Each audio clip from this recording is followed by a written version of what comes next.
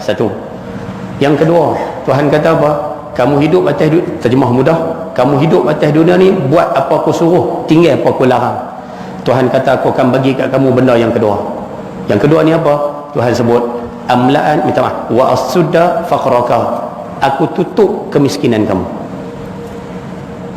Bahasa lain, aku tutup pintu perhabis harta. Bahasa lain bagi senang faham, aku buat kamu ni rasa cukup.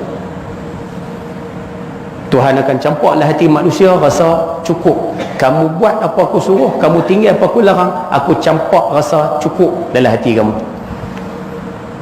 Jadi bila mai rasa cukup dalam hati, kita buat apa pun kita rasa cukup. Kita dapat hasil banyak mana pun cukup. Kita meniaga dapat sikit pun cukup. Kita buat bendang dapat sikit pun cukup. Dapat berapa pun cukup.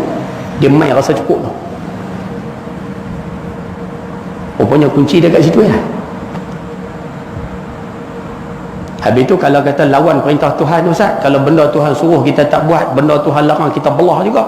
Tuhan sebut ujung tu, wala asudda faqraka, kalau kamu degil juga nak langgar juga perintah aku buat bagi kamu serabut. Satu. Yang kedua, aku tak tutup, aku biarkan pintu miskin tu terbuka. Bahasa mudah kita sebut, aku biarkan kamu sentiasa rasa sesak.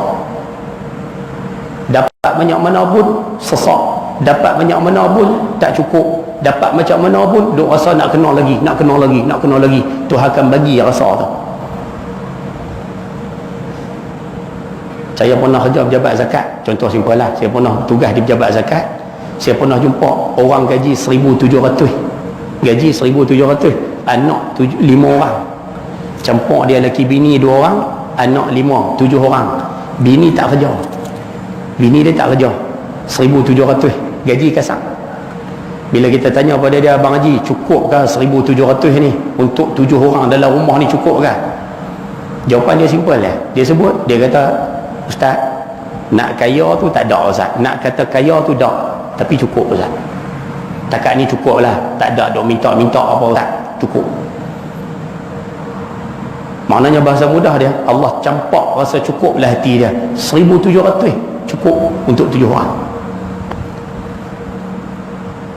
Pasal apa dia rasa cukup? Pasal dia buat apa Tuhan suruh, pasal dia tinggal apa Tuhan larang. Yang tu je kunci dia. Dan saya pernah jumpa seorang doktor, dia doktor, gaji 8,000 lebih sebulan. Bini dia doktor, 8,000 lebih juga. Campur dua-dua lelaki bini, 16,000. Anak seorang lah. Tapi bila mai tengah bulan, dia telefon kita, dia kata, Ustaz, boleh nak pinjam duit Ustaz 500? Saya kata, kadang minta maaf, saya mana ada duit banyak-banyak. Dia kata, tak apa Ustaz, Ustaz ada berapa? Saya dekat 200 dah. Tak apa Ustaz, 200 pun tak apa Ustaz, sesak. Pasal apa jadi macam tu? Jawapan mudah dia, sebab Allah Ta'ala campak rasa sesak tu dalam hati dia. Sebab itu secara boleh faham, boleh dapat insya-Allah no. Sebab itu ayah-ayah, ibu-ibu yang hadir pada malam ni, nak bagi mudah poin yang saya sebut di sini berkaitan dengan tenang dan cukup, serabut dan sesak ni. Nak tengok poin mudah ni senang ya. Balik nanti sekali lagi tengok orang yang tak sembahyang. Saya nak bagi bahasa mudah ya. Cuba perhati orang tak sembahyang. Orang tak sembahyang ni dia akan kena dua benda ni. Yang pertama kita akan tengok dia serabut, masalah banyak. Yang kedua kita akan tengok dia akan ditimpa sesak sentiasa. Dan selalunya jenis orang kena sesak ni, dia akan, bahasa mudah macam ni no, dia akan ditimpa oleh Allah dengan kes luar jangka selalunya lah.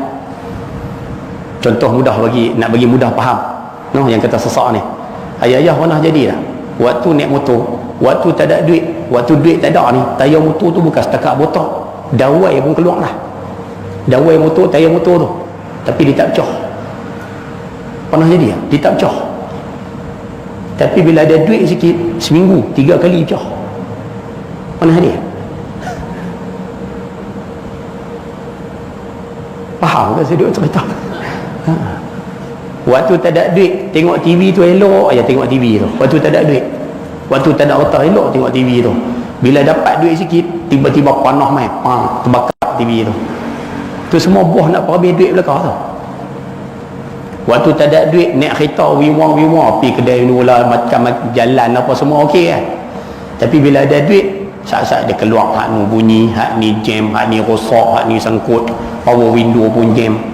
Dan tak ada duit, elok ya, ada duit sangkut.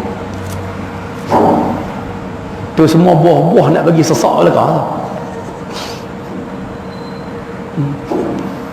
Dan rupanya macam mana nak selesai masalah ni Ustaz? Nak selesai masalah ni senang ya. Tuhan kata buat balik apa aku suruh, tinggal apa yang aku larang. Sebab itu malam ni secara kesimpulan mudah dia macam inilah.